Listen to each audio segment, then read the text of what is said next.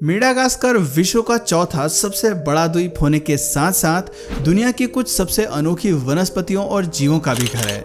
इन्हीं में से एक है लीमर। कुछ बंदर जैसा दिखाई देने वाली ये प्रजाति दशकों से मेडागास्कर पर राज करती आ रही है। बड़ी बड़ी आंखें, लोमड़ी जैसा चेहरा, बंदर जैसा शरीर और एक लंबी पूंछ के साथ लीमर काफी अट्रैक्टिव और एक्स्ट्रा ऑर्डिनरी लगते हैं। मगर अफसोस की बात यह है कि पर्यटकों और प्रकृति प्रेमियों को आकर्षित करने वाले इस जीव का अस्तित्व आज खतरे में है।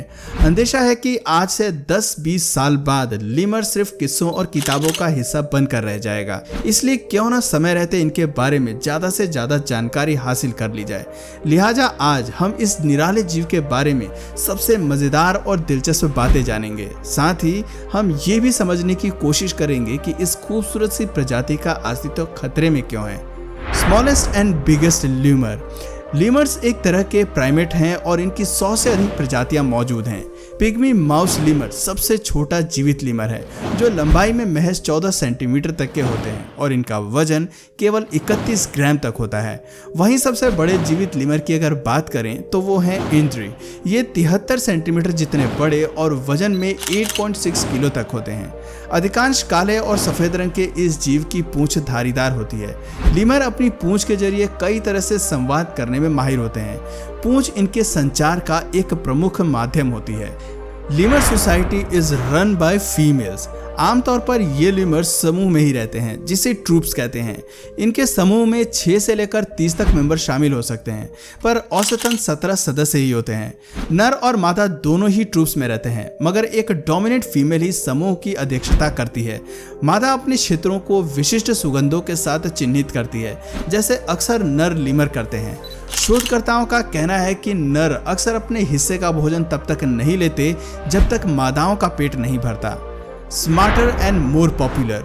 लीमर लोकप्रिय जानवर होने के साथ साथ काफी समझदार भी होते हैं। अध्ययन से पता चलता है कि प्राइमेट अपने साथियों का अध्ययन करके नए कौशल तेजी से सीख सकते हैं। एक लीमर जितनी अधिक नई स्किल्स को परफॉर्म करता है उतना ही पॉपुलर लीमर बन जाता है। दरअसल लीमर के बारे में ये बात जानने के लिए एक रिसर्च की गई थी जिसमें 20 लीमर शामिल थे। इन्हें एक दराज खोलकर प्लेक्सीबॉक्स से अंगूर को रिट्रीव करने की कोशिश करनी थी। एक दूसरे को कोई काम करता देख लीमर उस काम को काफी तेजी से कर लेते हैं। मोस्टली इंद्री लीमर्स सिंग टुगेदर एज ग्रुप्स। अधिकांश प्राइमेट्स गा नहीं सकते हैं, मगर इंद्रीज लीमर्स की खासियत है कि ये बड़े मजे से गा लेते हैं। नर और मादा दोनों गाते हैं।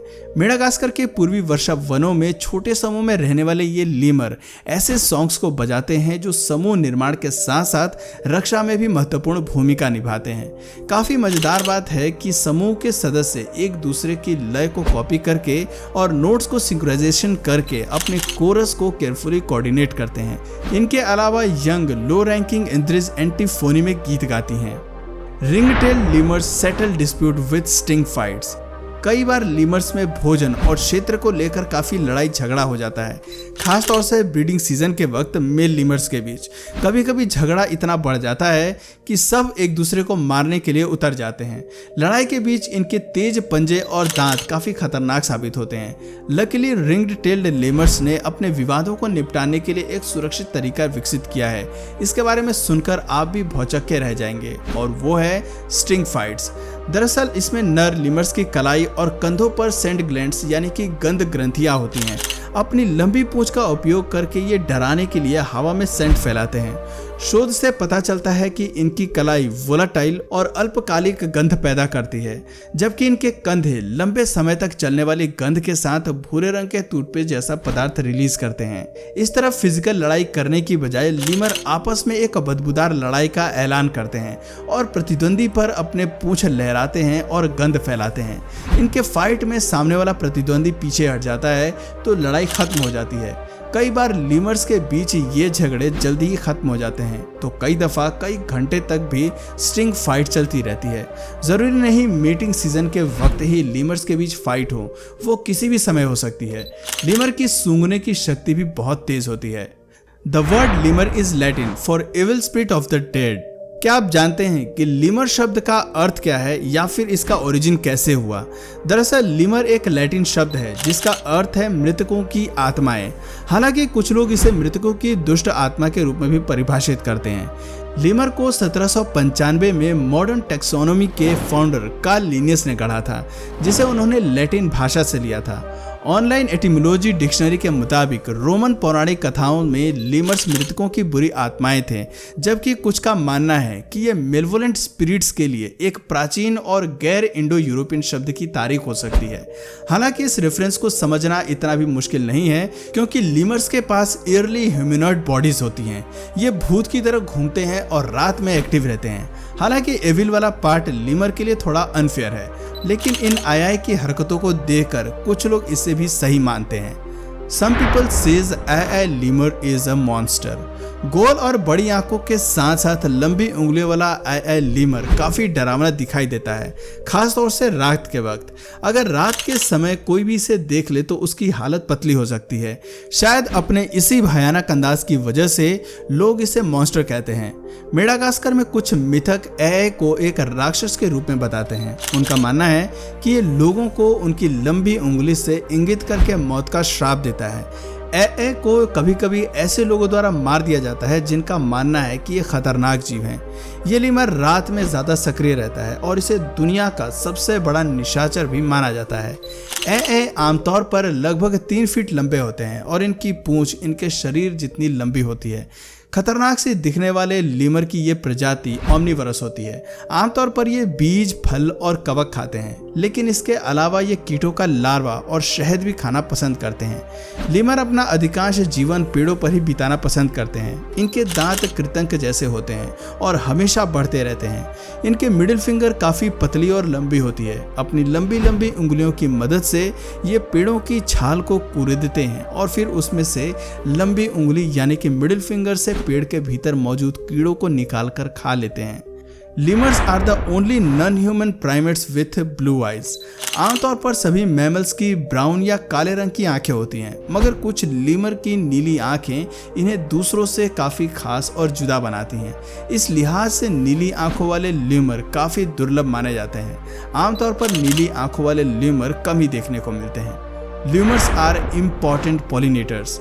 जब भी हम पॉलिनेटर्स के बारे में सोचते हैं तो हमारे दिमाग में सबसे पहले छोटे जीव जैसे मधुमक्खियाँ, तितली या हमिंग बर्ड ही आते हैं, मगर जीवों की एक वाइड वैरायटी पौधों के परागण में बड़ी भूमिका निभाती हैं, जिसमें लव्ड लीमर्स भी शामिल हैं। इन्हें पृथ्वी का सबसे बड़ा पॉलिनेटर्स माना जाता है। रफ्ड लीमर्स 2 प्रजातियों में आते हैं, जो लाल या काले और सफ़ेद रंग के होते हैं। ये दोनों मेडागास्कर में उष्णकटिबंधीय वर्षावनों में रहते हैं। फूलों को परागित करने के लिए यह मुख्य रूप से काले और सफेद रूम्ड लीमर्स पर ही निर्भर करता है। फल और फूलों का रस खाने के दौरान दोनों रफ्ट प्रजातियां अपनी नाक पर पराग प्राप्त करती हैं और इस तरह पराग को अन्य पौधों में फैलाती हैं, क्योंकि वो फोरेज बनाती हैं। A lemur that looked like elf went extinct 500 years ago। एक रिसर्च से पता चला है कि लीमर ग्रुप के कुछ असामान्य मेंबर हाल की शताब्दियों में पहले ही मर चुके हैं। ड्यूक ल्यूमर सेंटर के अनुसार मानव के मेडागास्कर में कदम रखने के बाद से कम 17 विशाल लीमर प्रजातियां विलुप्त हो गई हैं, जिनका वजन 10 से 160 किलोग्राम तक है। American museum of natural history का कहना है कि मेगालोडापिस एडवारिस जायंट लीमर एक अच्छा उदाहरण है।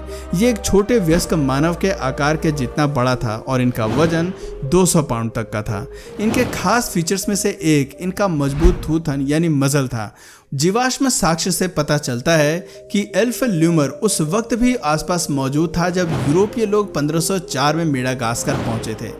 Wild lemurs are endangered. जिस तरह मछली पानी के बिना जीवित नहीं रह सकती है, ठीक उसी तरह लीमर के लिए जंगल के बिना सरवाइव करना बेहद मुश्किल है। वर्षावनों के विनाश, अनियमित कृषि, लॉगिंग और अत्यधिक खनन की वजह से इस प्रजाति का अस्तित्व संकट में है। इसके अलावा इंसानों द्वारा शिकार कर भोजन बनाने और पालतू बनाने के लिए इन्हें पकड़ना भी इनकी आबादी को नष्ट कर रहा है।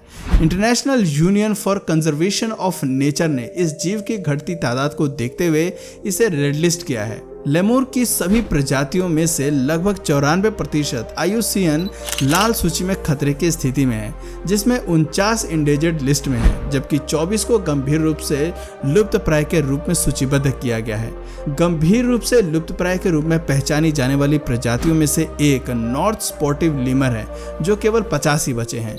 वैज्ञानिकों का तो यहाँ तक कहना है कि अगर इनकी सुरक्षा के लिए कड़े इंतजाम नहीं किए गए तो आज से 10-20 साल बाद ये दुर्लभ प्रजाति हमेशा हमेशा के लिए खत्म हो सकती है।